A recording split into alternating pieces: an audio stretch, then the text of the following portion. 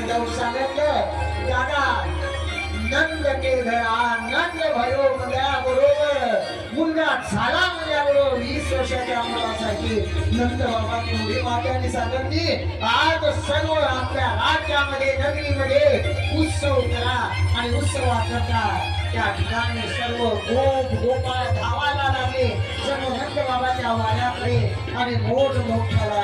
सर्व तोरण बांधले आणि जसं आज आमच्या कोटा नगरीमध्ये भगवंताच्या जन्मासाठी सुंदर तयारी केली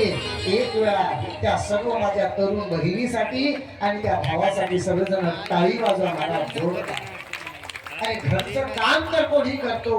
पण या ठिकाणी मगाशी जेव्हा आम्ही इथून जात होतो त्यावेळेस सर्व आमच्या तरुण बहिणी आमचे तरुण सर्व बांधव या ठिकाणी आपला मंडप सजवत होते आणि देवासाठी करसाल ना तर देव तुमच्यासाठी केल्याशिवाय राहणार नाही आणि आज ही तरुण मंडळी जर परमात्मा देत असेल तर निश्चित त्यांचा पाय गुणा कधी चुकणार नाही आणि झाल्यास काही चुका तर आज परमात्मा तुम्हाला क्षमा केल्याशिवाय राहणार नाही ही संधी आहे तुम्हाला आणि नंद बाबाच्या वाड्यामध्ये उत्सव सुरू झाला कसा उत्सव सुरू झाला आणि नंद बाबाला शिवदेवजी महाराजांच्या परिस्थितीने सांगतात की नंद बाबा ते वसुदेव बाबाने कृष्णाला डोक्यावर घेतलं आणि निघाले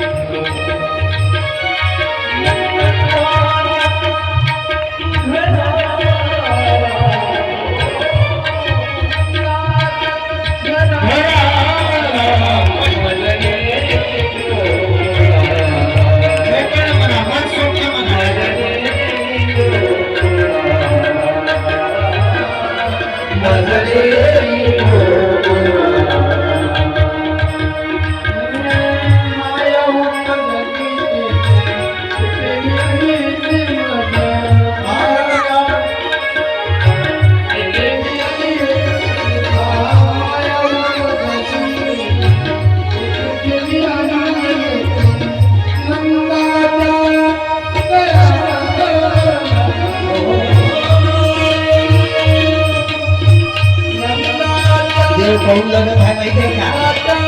3 दिवस झाले नव्हते पण आणखी व्यासपीठावर येऊन कोणी व्यसन सोडलं नाही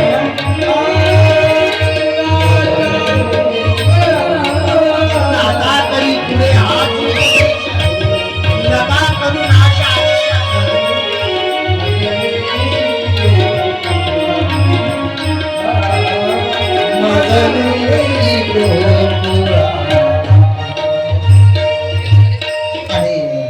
शेवटी गोकुळामध्ये नेलं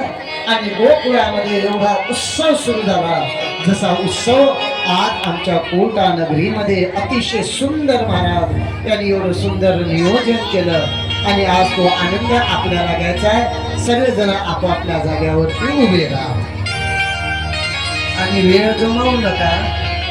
आपल्याजवळ काही जास्त वेळ नाही आज देवाच्या नावानं आपल्याला नाचायचं आहे आणि जो देवाच्या नावानं नाचल त्याला 84 कोटी एवढी नाचाचं काम करणार नाही